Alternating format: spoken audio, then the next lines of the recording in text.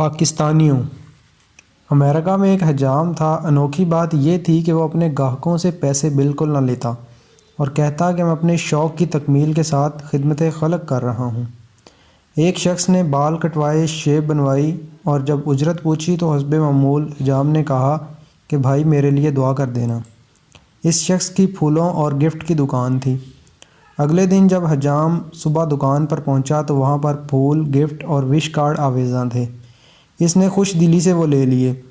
پھر ایک شخص جس کی کتابوں کی دکان تھی، اس نے حجام سے بال کٹوائے اور اگلے دن اپنی خوشی سے چند عمدہ کتابیں پیک کر کے بھجوا دیں۔ اس طرح ایک شخص کی گارمنٹس کی دکان تھی، اس نے چند شرٹس اور ٹائی بھجوا دی۔ پھر ایک دن ایک پاکستانی وہاں چلا گیا۔ پاکستانی نے بال کٹوائے، شیو بنوائی، غسل کیا اور اجرت پوچھی تو حسب معمول حجام نے نہ لی۔ اب اگلی صبح جب حجام اپنی دکان پر پہنچا تو اس نے بھلا کیا دیکھا؟ ایک پاکستانی بن کر سوچئے اور اندازہ لگائیے۔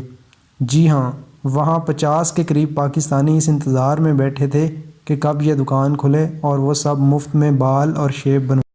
اگر آپ کو ہماری ویڈیوز پسند ہیں تو مہربانی کر کے ہمارے یوٹیوب چینل کو ضرور سبسکرائب کریں۔ جزاک اللہ خیر۔